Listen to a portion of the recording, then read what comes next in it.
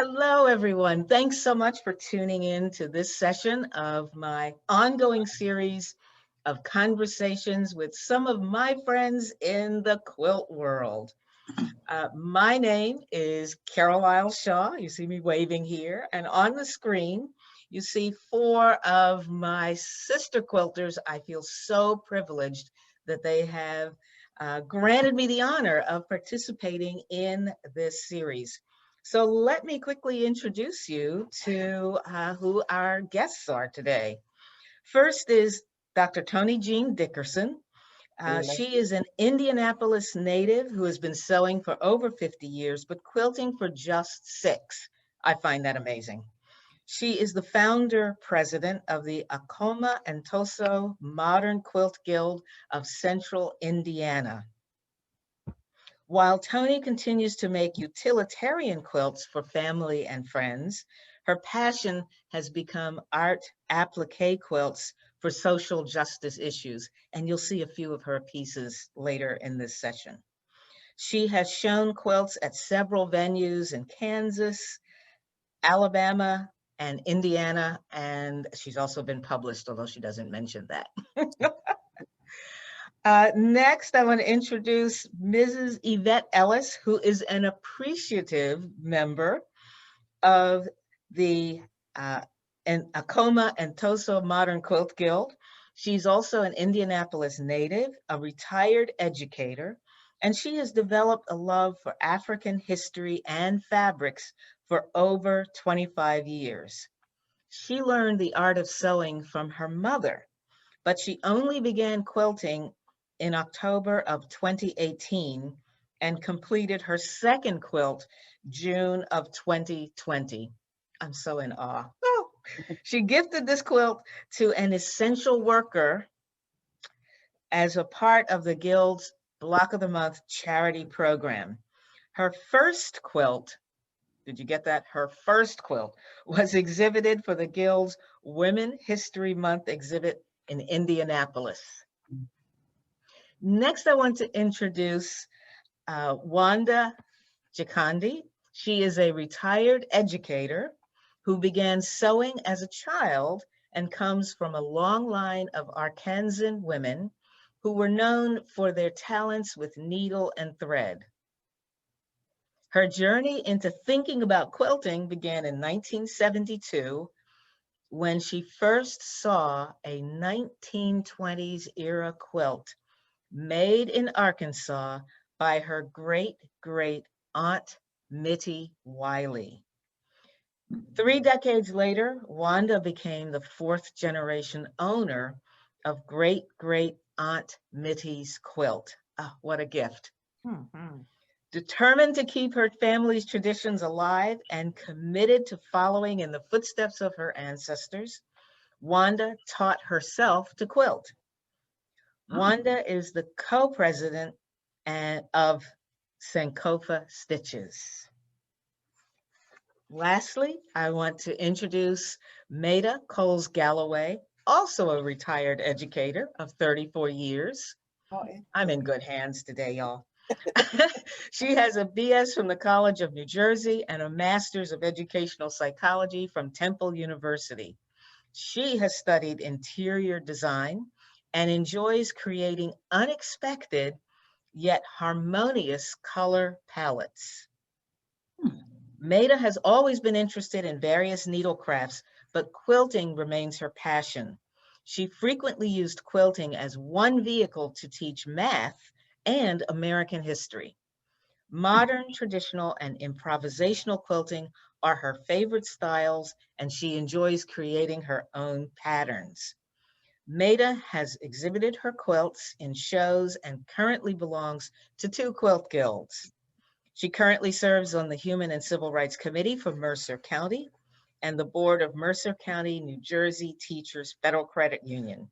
Maida is the other co-president of Princeton Sankofa Stitchers Modern Quilt Guild. So welcome, everyone. So let's get this party going.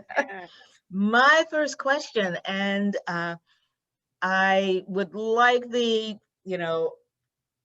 guild that kicked off being an MQG to start off. I think, Tony, that's you.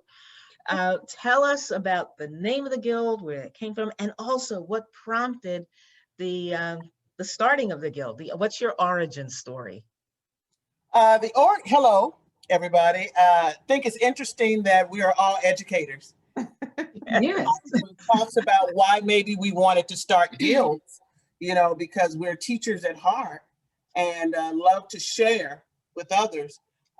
What prompted this was I was born and raised in Indianapolis, but spent most of my life in Missouri.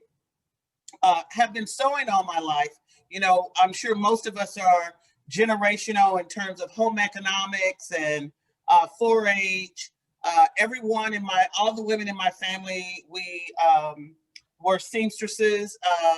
My sisters, especially my eldest sister, made wedding dresses and things like that. And I had a colleague have a baby, and my mother, first of all, my mother found quilting at 50. And I was away at college, and someone said, "Oh, Mama's making all these kinds of beautiful quilts." And I'm like, I never heard of that before, but okay. And I started picking it up once she came to live with me in Missouri, and started looking for guilds while I was still in Kansas City, and just didn't really hook up with anyone. It was like this underground thing that people weren't going around saying, "Hey, we're a guild, come join us, come join us." And so in 2017, moved back to Indianapolis. My mom was suffering from Alzheimer's, wanted to move her closer to home.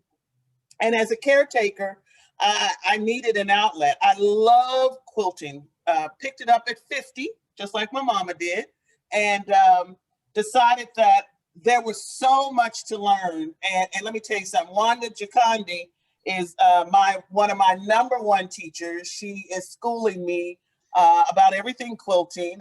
I'm not afraid to say that, yes, I've gone to college many, many times, but this quilting thing, there's so much to learn. And so I'm a lifelong learner. I love to learn, but I didn't want to do it by myself. And so I couldn't buy a guild. I mean, I could not find a guild. My feelings actually got hurt one day. I was in a Joann's Fabric, and there was a lady in front of me, a sister, and I said something about her fabric, and she said, "That's okay, because when I get together with my guild, I will use the rest of it to sew." And my ears popped up, and I'm like, "Oh, well, where is this guild?" She never told me.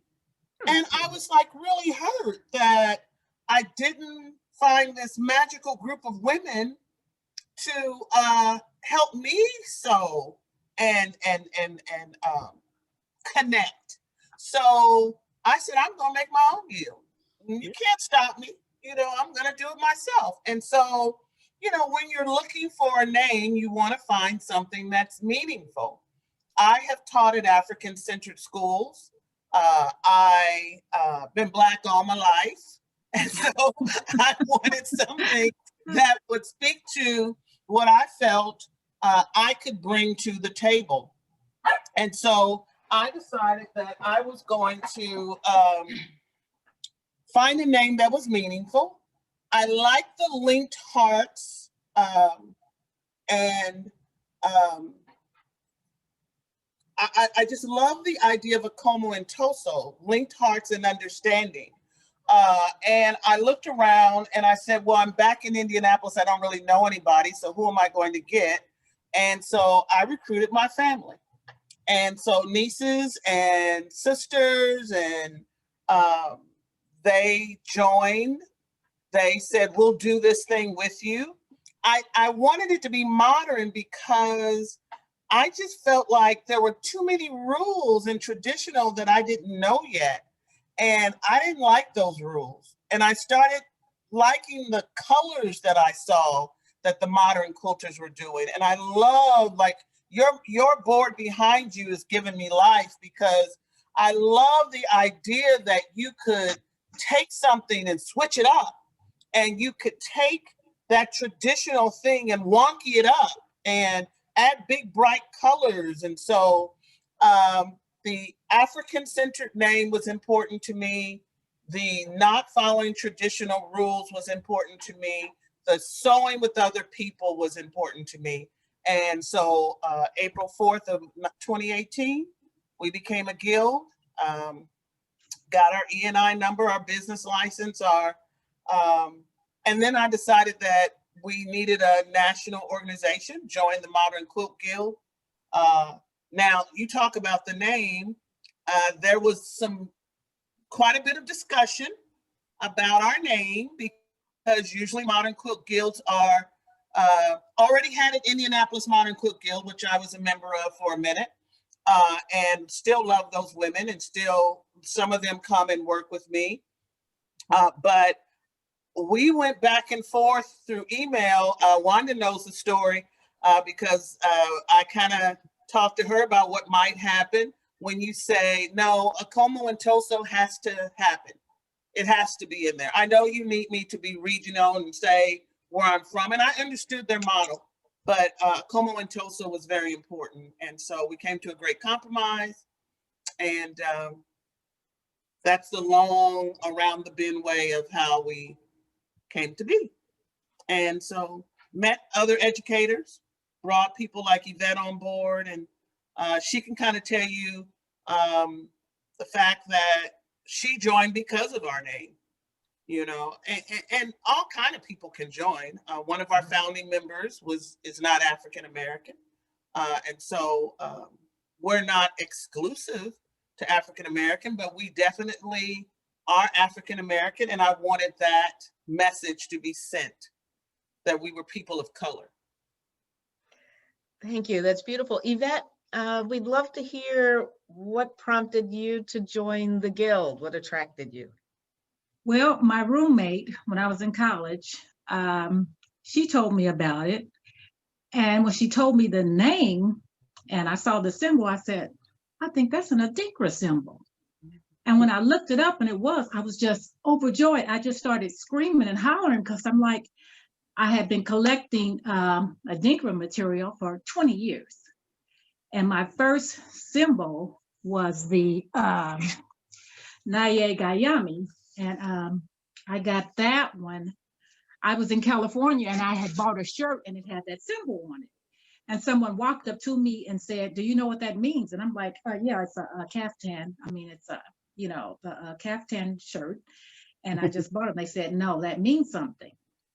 So my sister, I was in California, my sister, Ariel, she really caught on to quilting and embroidering and all that from my mother. Not me so much, but she gave me a chart of the Adinkra symbols.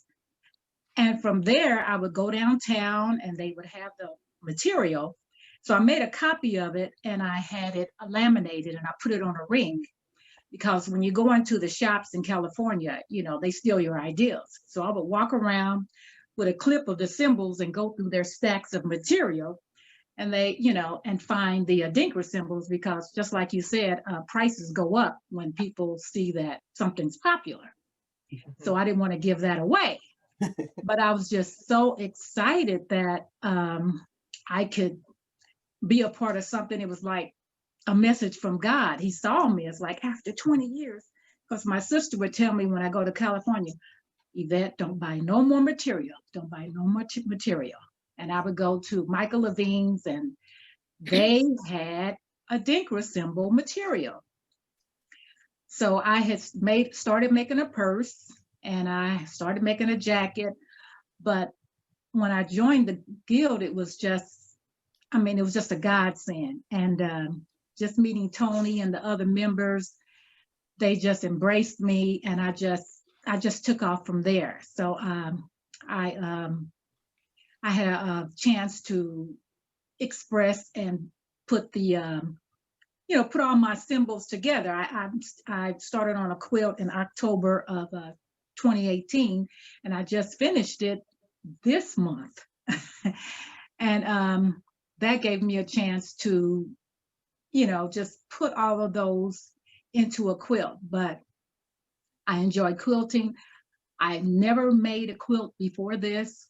And I've made a Madam C.J. Walker quilt. I've made the quilt to give to charity. And I'm having a Dinker quilt and a birthday quilt and to put together. But I just love African prints. I love working with Dinker symbols. And I mean, even my family joins in to give me ideas to put into my quilts. And so it's just like, I mean, I just get excited thinking about it, but I have a chance to use this material. So I was looking into some of my bins and I said, I have enough to share. So I cut up parts of it and brought it to the guild, and I gave everybody a package of all the different symbols I had. And I hadn't been in some of those bins for years. And I'm like, what am I doing? I am hoarding material and I have a chance to share. And so everyone got something, you know, of the symbols, and it's just really opened my world up, and I'm just so appreciative. And Dr. T, she's just so patient, and I love that she encourages being outside the box, because I would have an idea and I said, I don't know how this is going to happen. And she would say, well, just do this and put that on it. And I'd be like, wow, amazing. I just couldn't wait to go back and just incorporate that. And so just the freedom of not having to go by rules. And then the fussy cut was just, oh, it just opened my world up. I could cut it a certain way and fit things in. And I just absolutely just love being a part of Nkoma and Toso, and just being able to express myself through that and through the material. And I just love it. Absolutely. Just learning the blocks and the styles and just everything. And I bought my sister-in-law in. Her name is Maida, rhymes with Maida. I noticed that right off. But I just love it. I'm just so grateful to be a part. I'm still learning, and just being out of the box, just being able to just express, this is the idea I want. Sometimes I just have a thought in my sleep and I just wake up and put that in it. But I'm just overjoyed at being a part of this group, just to express some of my, you know, experience, and just being able to be a part. I just love it. Thank you so much, Yvette. And you'll have a chance to tell us a little bit about one of your quilts in a few minutes as well. All right. So Wanda and Maida, I would love to hear the origin story of your guild, Princeton Sankofa. Maida. Well, I have to say one thing about Wanda. Wanda is a catalyst, okay? And she's also a bulldozer. She gets things done, and she will come into your life, you know, like a little bee, but then she will blow it up, always in a positive way. She and I were attending a Modern Quilt Guild meeting, and during the break, she literally made a beeline. You know, when you see somebody that's like, you know, they have a laser eye on you, she comes over, hi, how are you? I'm Wanda. She said, we need to get together and have a play date. And so I said, okay. So that's how I met Wanda. And when you looked around, there weren't many of us in that guild. So I was really excited to have someone else to go and sew with, because a lot of my friends are not quilters. They're not into sewing or anything like that. So we started meeting, and she brought more of her friends in, and that's how we began. We started in her home, getting together, just talking, bringing a bag lunch, and sewing. And the communal aspect of it was wonderful. You felt supported, you felt encouraged, you felt all those things. It was such a powerful sisterhood. So out of that, more people started coming. We started inviting more people in to come and sew and play with us at Wanda's. And eventually we ended up, you know, outgrowing the space, and we would move to Joanne's, and then more people started joining. And so then we decided that we wanted to be part of a national group, and that's why we joined Modern.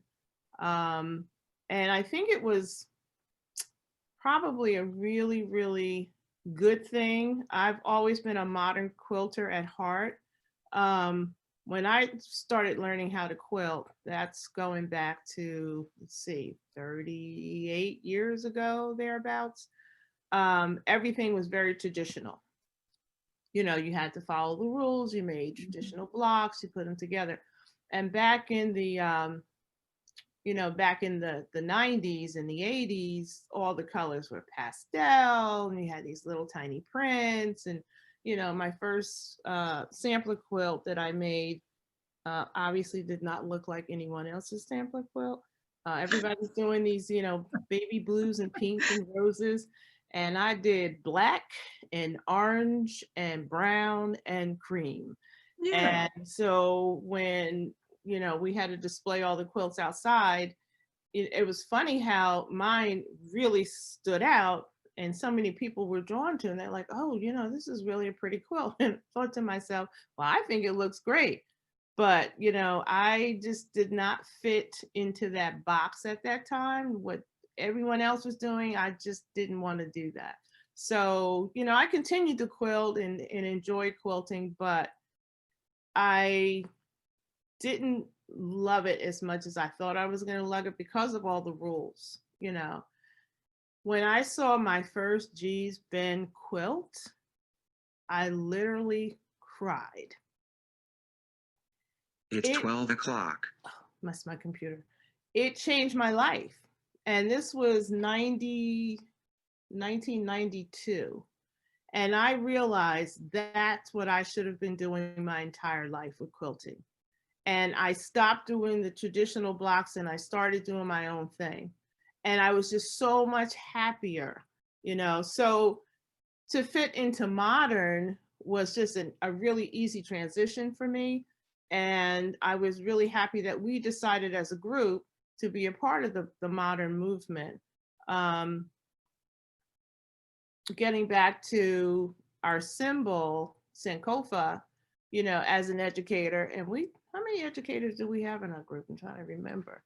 But, you know, the whole idea of taking information for the past and bringing it forward is so important. And that's one of the things that we do in our guild. We are supportive of each other. We have a lot of members who are a little bit more seasoned, and they bring a lot of life experience. They bring a lot of traditional quilting experience, which to me has a positive effect on modern quilting. And I'm going to stop yammering on so Wanda can talk. Yammer, Maida, yammer.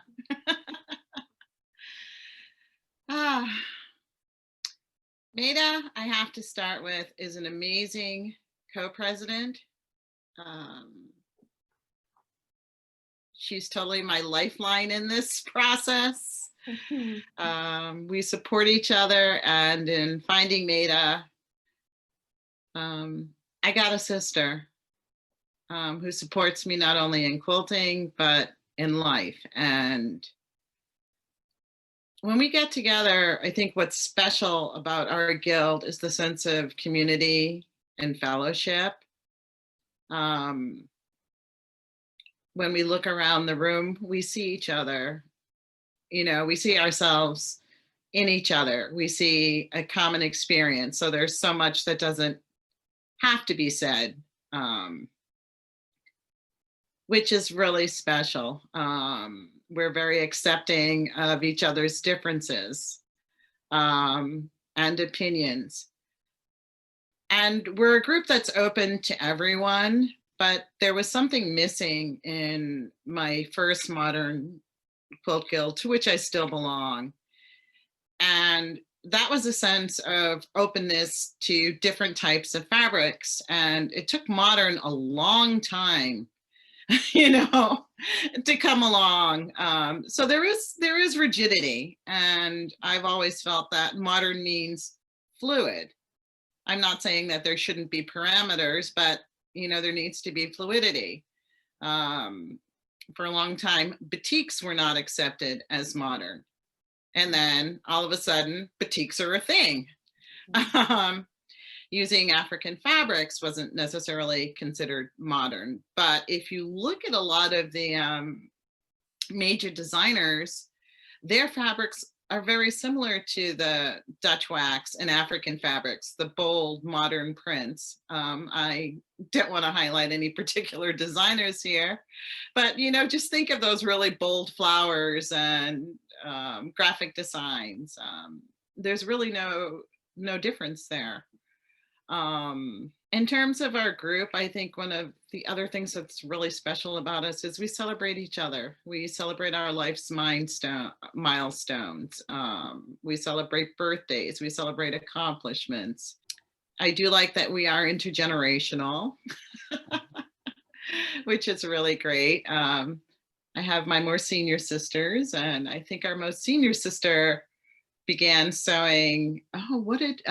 She started sewing with a Singer featherweight. And I'll never forget when we were doing a sewing for charity event and her modern machine died, and I had a Singer featherweight, and I pulled it out. And she sat there and hand wound that bobbin singing. I have the best video of her doing this. And each one teach one really comes true in our group, because she taught us how to hand wind bobbins, how these things were done in the past. So not only as educators, but as human beings who care for one another, we enjoy sharing our knowledge with each other. First, I had to unmute myself. I'm going to switch us to gallery view because I want to throw out a question for general conversation with all four of you. And my question is, and I think a couple of you have referenced this, modern was a movement that developed in response to the more traditional approach to quilting with perfectly matched points and limited, certain types of color palettes, etc. And modern was developed to be more open with guidelines that were more principles than they were rules. But I've heard you reference the fact that there was some resistance, whether it was to the name of the guild or use of African fabrics. I was teaching a class the other day, and one of the students who is of Asian heritage had used Asian fabrics in her quilt. And the first thing she said was, "This is not modern because I used Asian fabrics." And I said, "Stop." Where do you think that rigidity is coming from? What do you think that's about? And how do guilds like ours, and like yours rather, guilds like yours and quilters of difference, what do we bring? How can we help the modern movement stay open? It's a very complicated way to ask a question.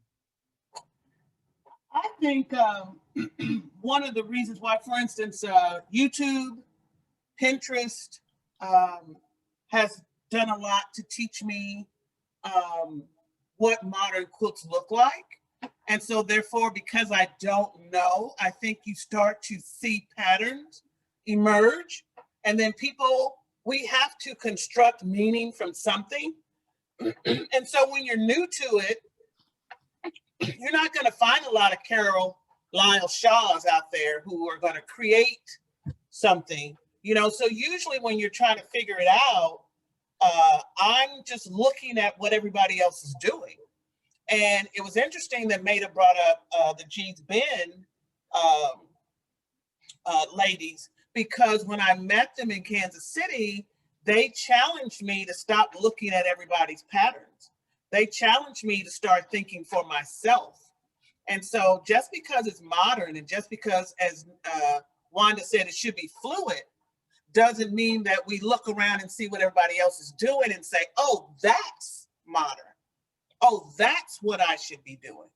So, but Wanda also brought up something that our guild, we laugh about all the time, which is we have Verna, who is very traditional in thought. If she's sewing a flying geese, those points have to be on point. And if they're not on point, she's going to do it again. And even when you tell her, let it go, Verna, let it go, you know that she's going to go home and redo it. Yes. Because that's the traditional mindset. But then we have Anna Brown. Anna Brown is going to give you color explosion. Whatever she grabs is what's going to come out. And so honoring who Anna is and who Verna is what we feed on as a group, you know. So I think back to your original question is, though, when you don't know, you look and see and say, oh, that's what I must, you know, I have to create that, you know. Yeah. That's what gave me that feeling of freedom when I looked at others' quilts and I saw, like Anna, she went this way and Verna was particular in another way. And when I would talk with Dr. T, she would make me feel, because I'm new to it, make me feel that it's okay. If you want to do that, try it. And I would think, okay. And so I never knew about the restrictions, but I love the feeling of, okay, well, it's okay to do this. Well, I don't want that. I want it this way. And to create that, I would have to find a way to do that. And that was making me just be up nights. I'd be up till 4 o'clock and I'd take something back out and I put it back in. And I loved the material, and I would go to Joann's and just search for colors and blends. And it really just made me see this is something I enjoy because there's no borders. There's no frames. I could go in and bring out expressions that were there. And I thought that was just the best thing ever. And sometimes when I get stuck on making something, I'll go to a future event, a project, and start working on it a little bit and come back and I'll hang it up. Or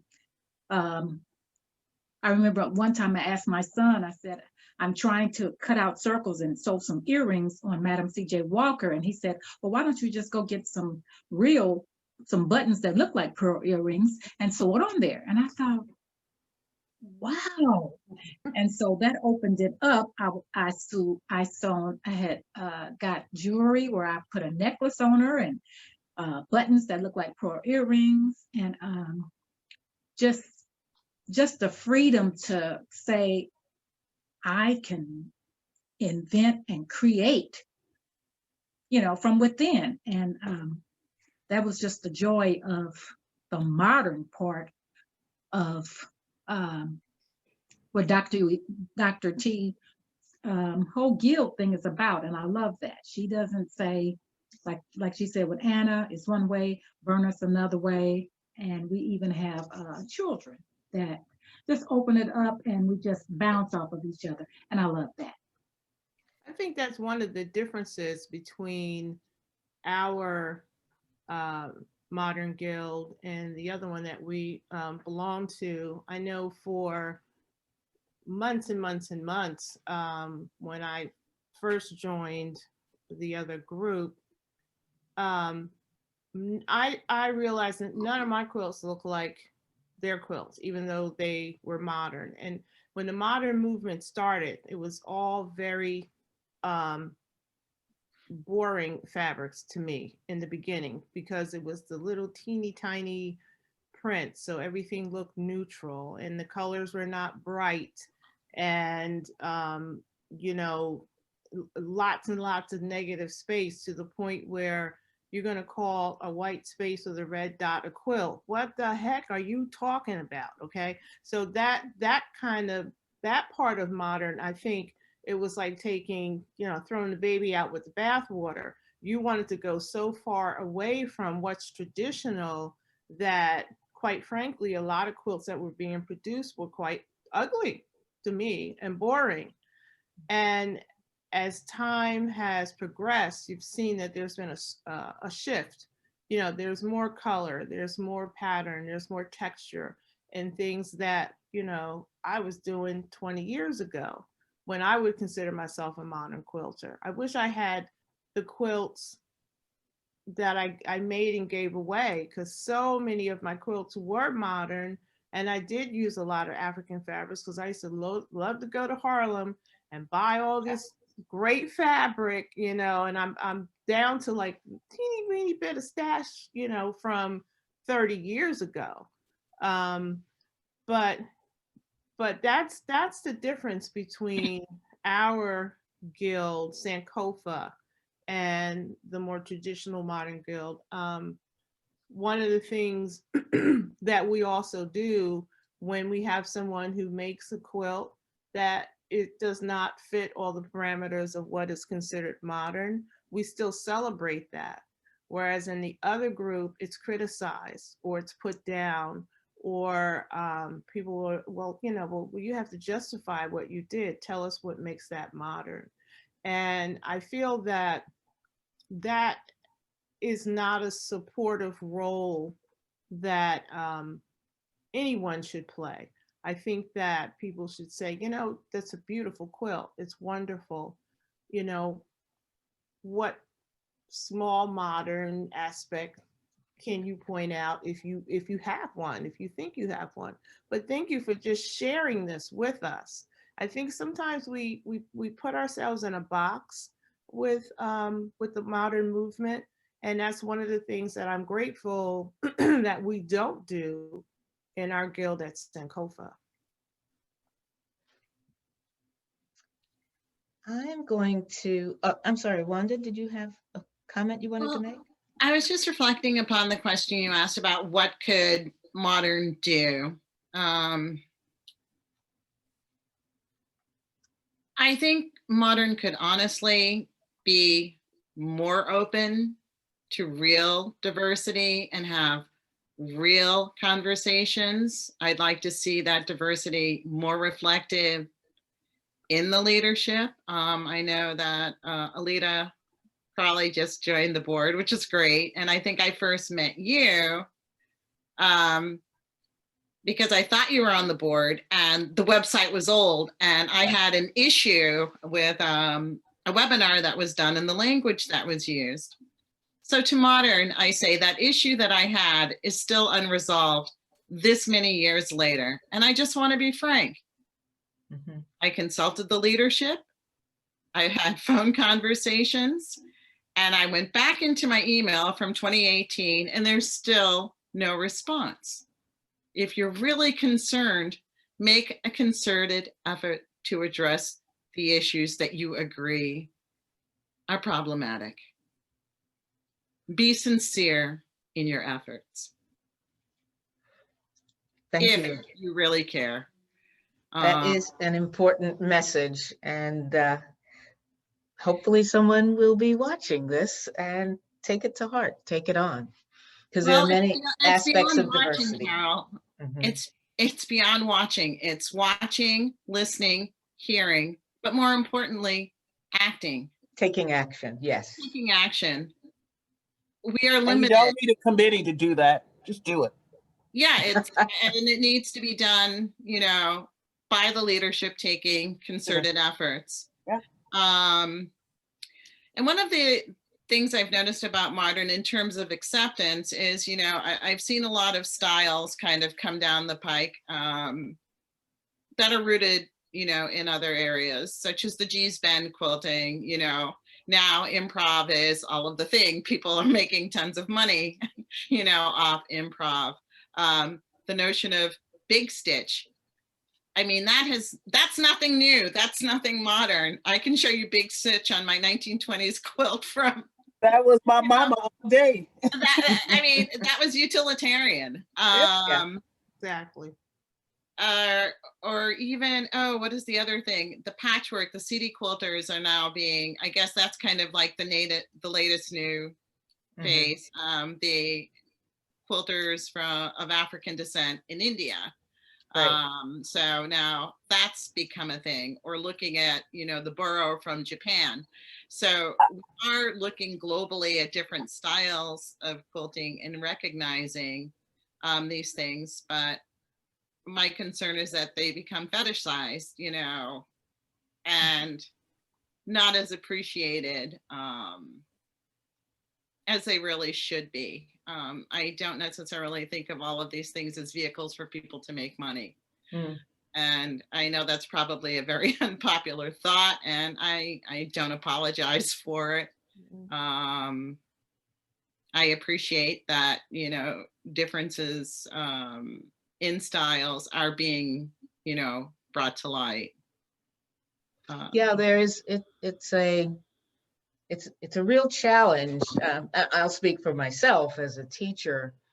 If I decide that if I've learned a particular set of techniques from a different culture, any culture, and then I want to share that knowledge with others, and I want to make a living as a teacher. So, there are all these issues to weigh to make sure that I'm not engaging in cultural appropriation, and that's a whole other 5-hour conversation. Because I get the question, about African textiles, which are most of the ones that we talk about are not actually made in Africa, but for the African market, which is a better way to describe most of them. But people who are not of African descent in the African diaspora often ask, is it okay for me to use an African print in one of my quilts? And I think, one answer, it links to what you were saying, Wanda, which is understand the history, understand where this stuff comes from, what meaning there might be that's attached to it, and then use it appropriately and respectfully.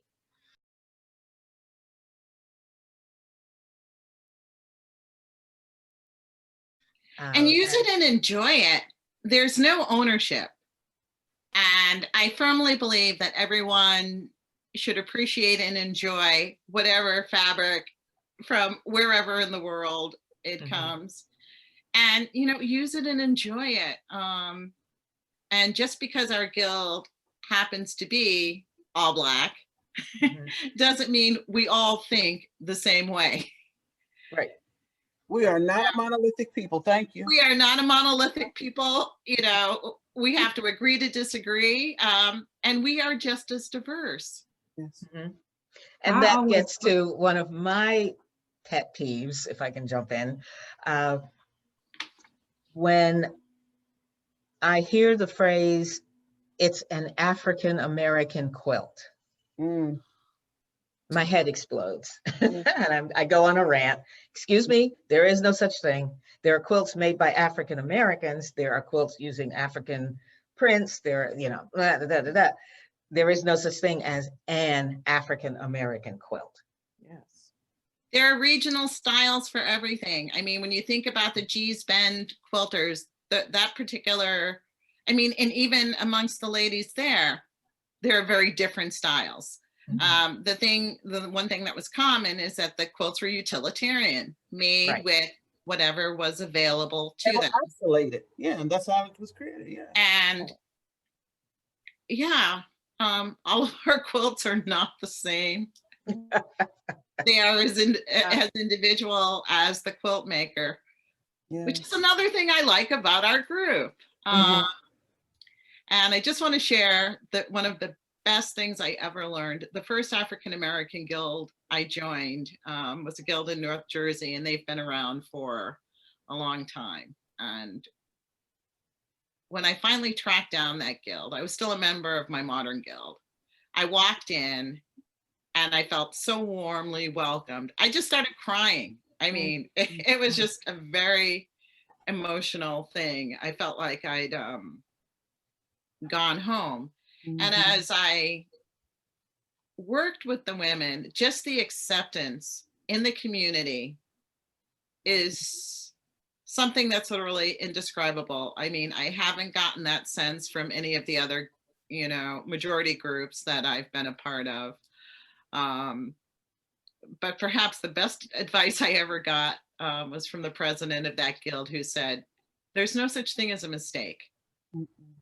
It's a design element.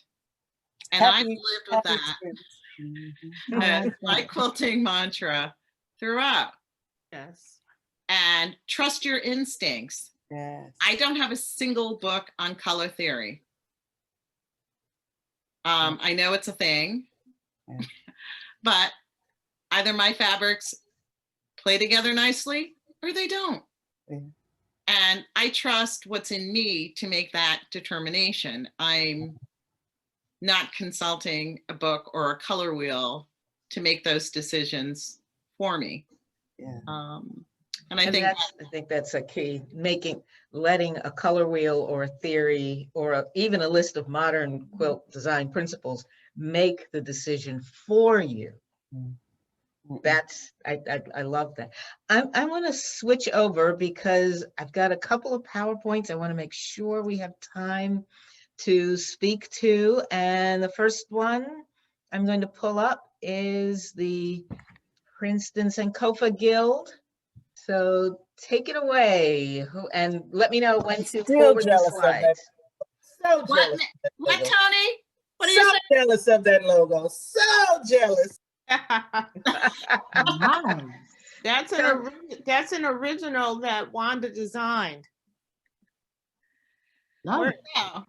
Yes. Yeah, it's a really, I know. It's a beautiful modern styling of the Sankofa bird that is just fabulous. Fabulous. Okay, let me go to the first slide. Talk to us. What are we looking at? Okay, so what you're looking at is a guild meeting where our member Sarah is teaching us how to paper piece. Our members range in skills, and at each meeting we'll decide, you know, what someone wants to learn, and we make a list of these things. And different members will often teach the skills during a meeting. So each one teach one. That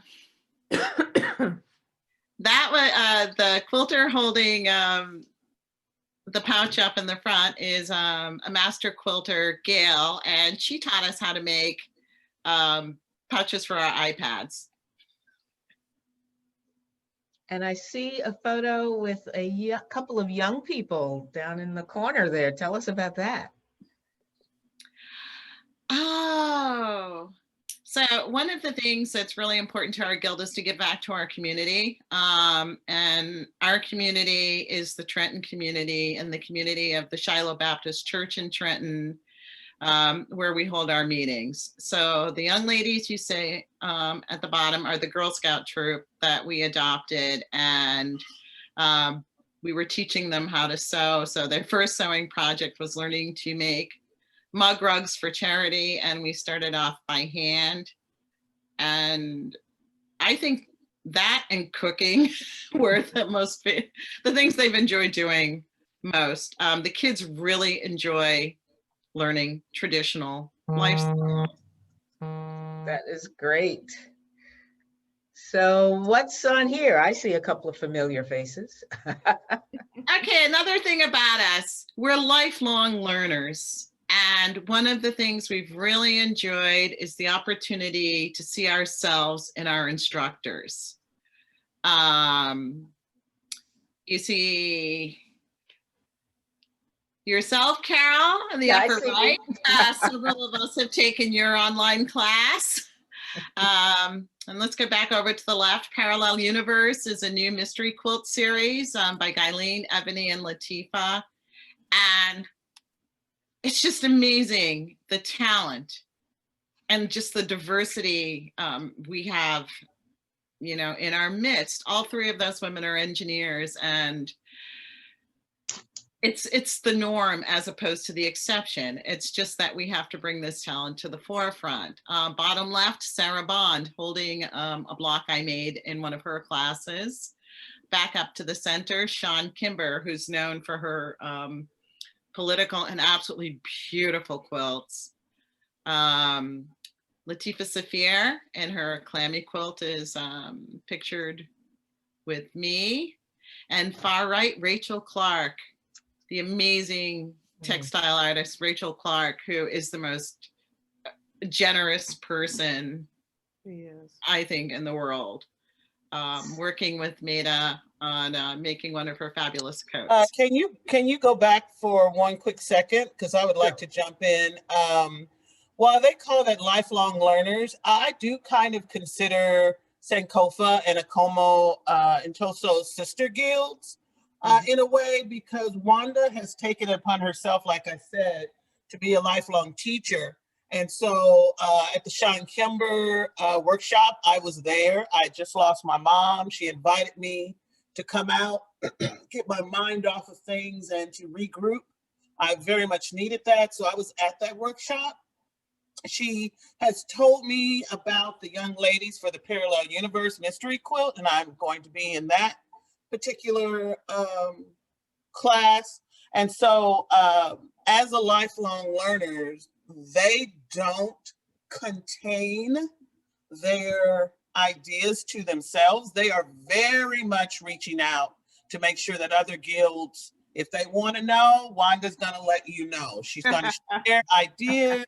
She's going to tell you. I'm like, I ain't never heard of them people. She said, well, Tony, Jean, you need to know about these people. And so, you know, they really have taken, and of course, what she teaches me, I then turn around and give to my guild. So just wanted to point that out while we were there.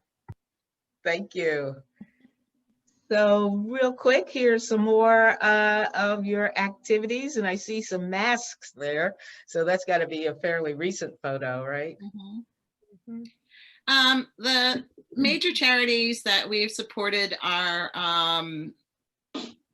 well, CASA is a new one, and that's the mask making. That's court advocates who work with families. Our ongoing charity is making baby quilts for a group in Trenton that celebrates first birthdays because there's such a high infant mortality rate. The picture in the center, you'll see lots of toiletries and products. We've put together toiletry kits for a group that works with domestic violence survivors. So our charities mostly focus on, I guess pretty much solely focus on women and children in our community. This is a special one. This is a very new one. And Tony, you should see your quilt. This is also how we collaborate. If I need something, I can call Tony and say, hey, Tony, will you do this for me? And she'll be like, yeah, I'll do it. But I also want to say thank you to my Central Jersey Modern Quilt Guild, because I put this call to quilts out and I needed 16 quilts made, and women rose to the occasion. So Kimia's House is a house that will be opening very soon in Massachusetts for formerly incarcerated women and girls. I'd seen this particular Velisco panel, which is part of their City of Joy collection. The orchid representing, you know, the vagina and women's strength, and the fabric itself just had so much meaning. So I spoke with the New Beginnings director and said, you know, is there anything you need? She said, well, we're starting a whole new house. And I said, well, what about quilts? And she said, oh my gosh, that would be fabulous. So I bought the panels, and 15 other women and myself made quilts. As you can see, they're all very different. And these will be going to the women at New Beginnings when the program opens, and each woman will have a quilt to take home with her as her new beginning. That is a fabulous activity, a fabulous activity. Thank you so much for sharing all that information, and seeing the collaborations is just wonderful.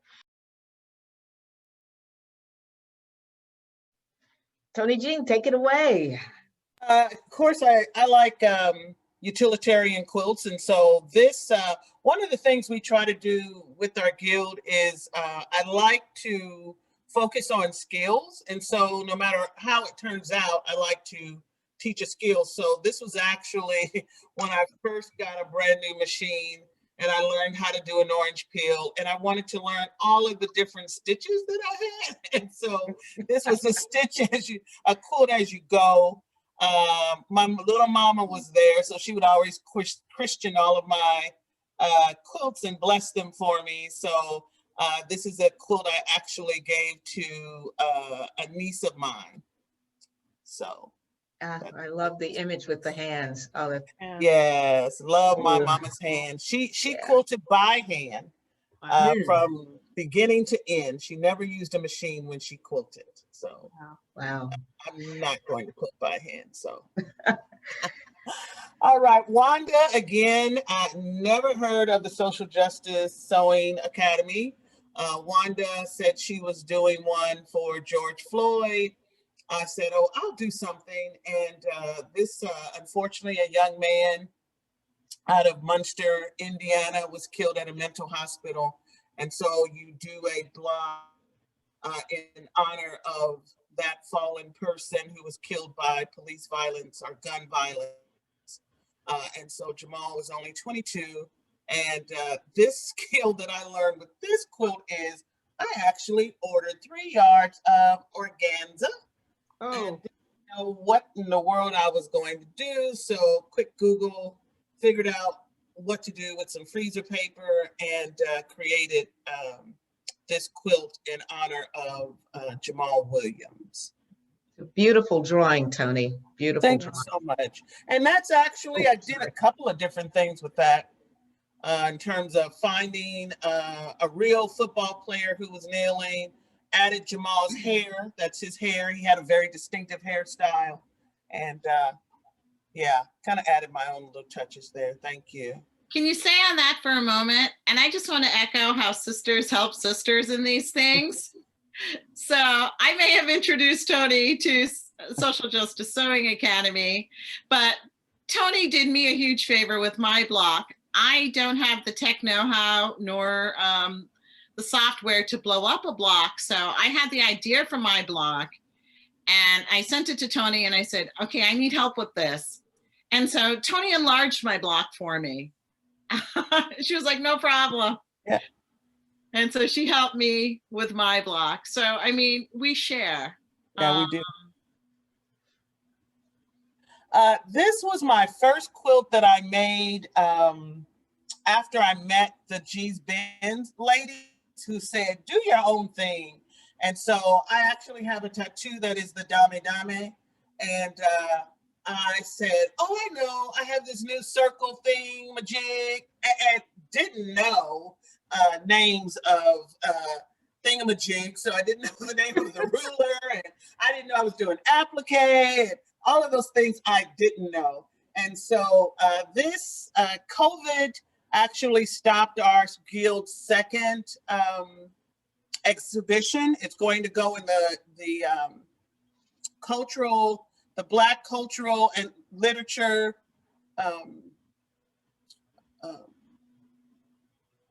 building or center, I'm sorry, the center at the Indianapolis Public Library. And this is a Dinkra symbols that it's going to hang in that library.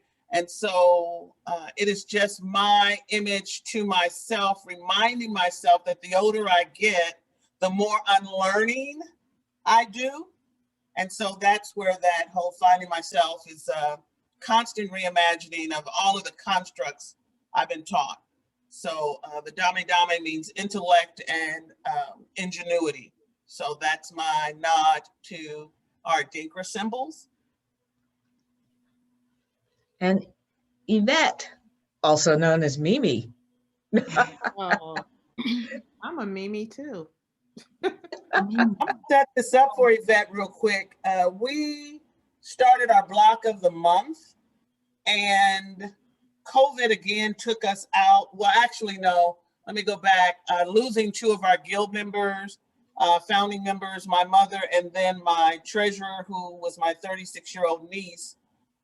Very quickly, like within weeks of each other, our Block of the Month program got derailed. And this charity quilt, she was supposed to do one block for herself and one block for a charity quilt. And then we were supposed to come together as a guild, put it together. And then, of course, COVID happened in March. And then I'll let Yvette kind of it from there as to how she decided to do her charity quilt.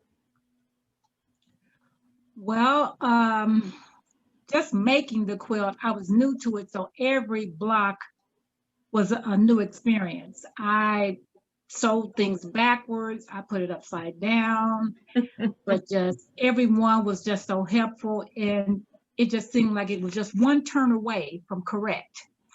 Right. And once I caught on, I just loved it. And so the ideals and colors, I tried to stay in, but I kind of ventured out into different prints and elements, and got into fussy cutting and just different parts that just brought it together. But when my family had seen me making these quilts, staying up at night, they were like, "You're gonna give it away?" And I was thinking, oh boy, I have to give it away. And then once I talked with Tony about someone that I would give it to, and I talked with her and shared it, and I called Tony back and I said, I have never felt so good about giving something away in my life.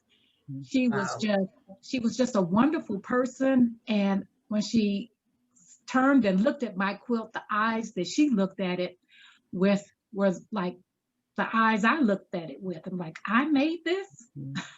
I put it together.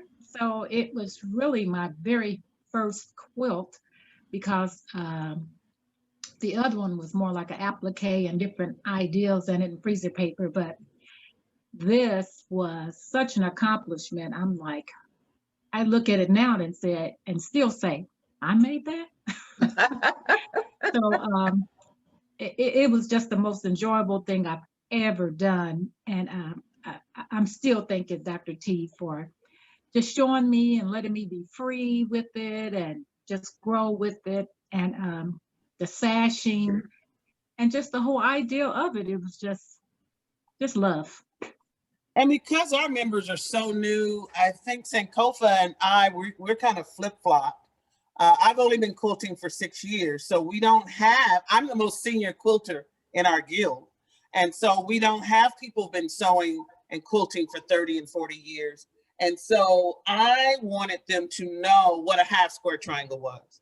I wanted them to know what a maple leaf looked like and what a flying geese looked like. And so that's the only thing that was traditional, is here is what this block looks like.